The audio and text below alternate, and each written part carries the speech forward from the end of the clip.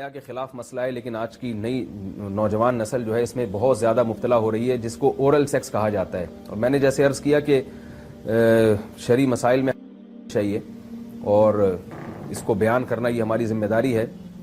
تو یہ چیز بھی انگریزی فلموں سے اور فحش فلموں سے ہماری نئی نسل میں بہت تیزی سے سرایت کر رہی ہے، اور لوگ اس بارے میں علماء سے بہت زیادہ مسائل پوچھتے ہیں، خواتین بھی پوچھتی ہیں جو اس میں مبتلا ہیں. تو اس کا بھی مسئلہ یاد رکھیں کہ اللہ تعالیٰ نے حالت حیض میں زوجہ سے ہم بستری کو حرام قرار دیا کیونکہ اس میں گندگی ہے. باپ دیکھیں کہ وہ گندگی اس درجے کی نہیں ہے جتنی اورل سیکس میں گندگی ہوتی ہے.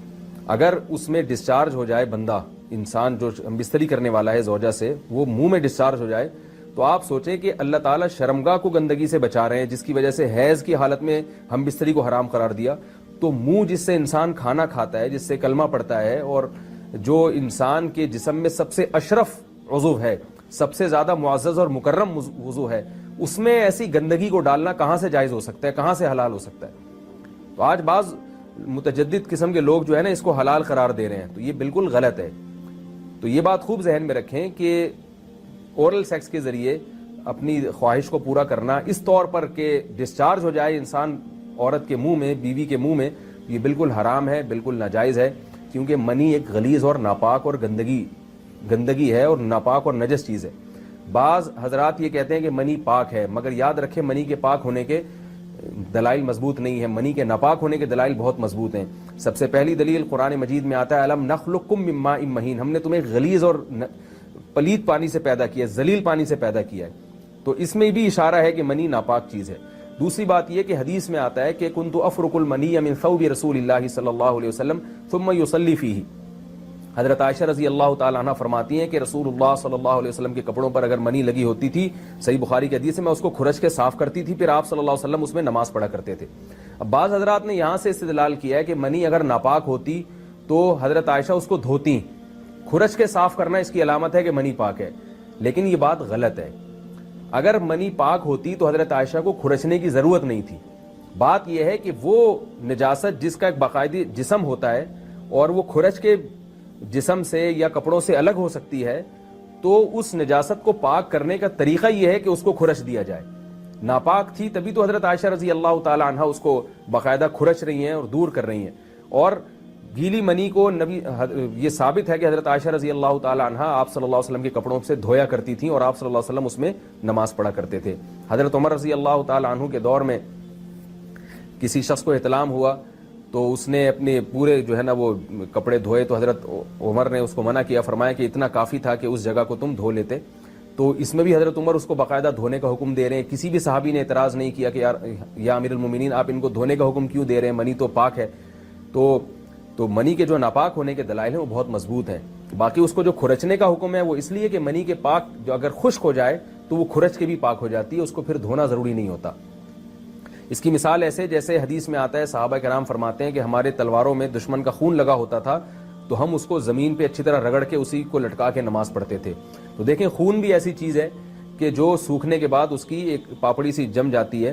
تو حالانکہ خون کو بھی ناپاک مانا جاتا ہے، جمہور علماء کے ہاں خون ناپاک چیز ہے، لیکن صحابی کیا کر رہے ہیں، اس کو رگڑ کے زمین پہ اور جو اس کو اچھی طرح رگڑ کے جب اس کا اثر زائل ہو گیا تو اسی کو لٹکا کے نماز پڑھ رہے ہیں.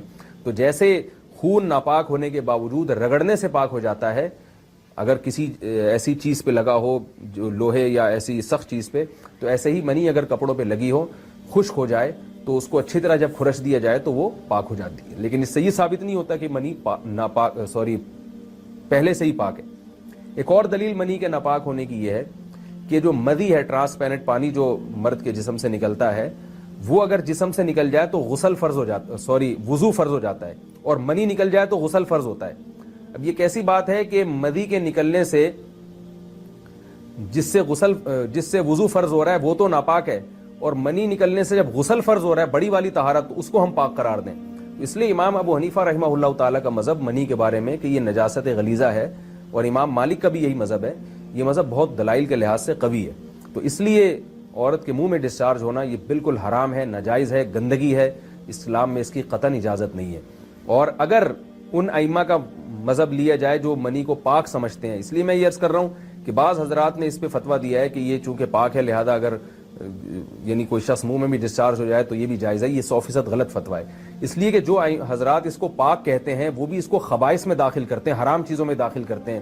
اس کا کھانا یا اس کا منہ میں ڈالنا وہ بھی جائز نہیں کہتے, تو اس لحاظ سے بھی یہ ناجائز ہے اور بہت ساری بیماریوں کا ذریعہ بھی ہے. دوسرا مسئلہ یہ ہے کہ اگر کوئی ڈسچارج نہیں ہوتا اورل سیکس کے ذریعے تو اس کا شرعی حکم کیا ہے؟ تو اس کا حکم یہ ہے کہ یہ انتہائی سخت درجے کا مکروہ ہے, ناپسندیدہ عمل ہے, اور اس کے سخت درجے کے مکروہ اور حرام نہیں ہے لیکن بہت زیادہ ناپسندیدہ اور شریعت کے مزاج کے بالکل خلاف ہے, اور اسلامی کلچر میں اس کا کوئی تصور نہیں تھا.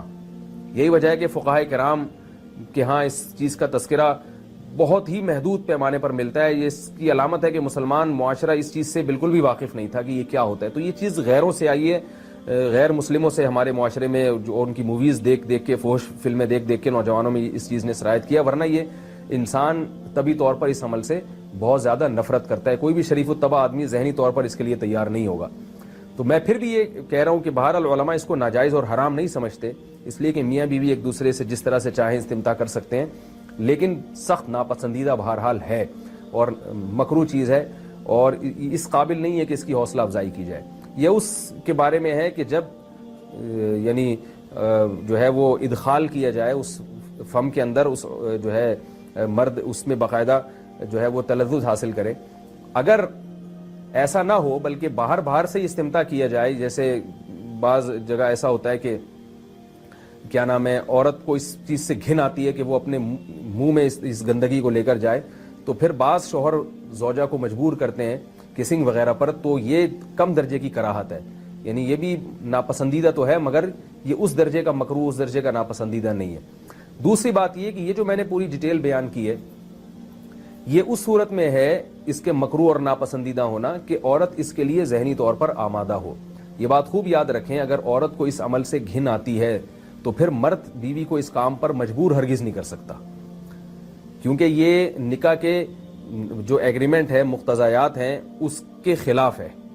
یعنی یہ اس میں داخل نہیں ہے.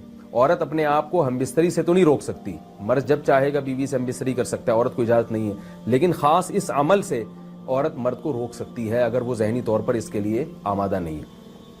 یہ تو میں نے اورل سیکس سے متعلق کچھ فقہی احکام بیان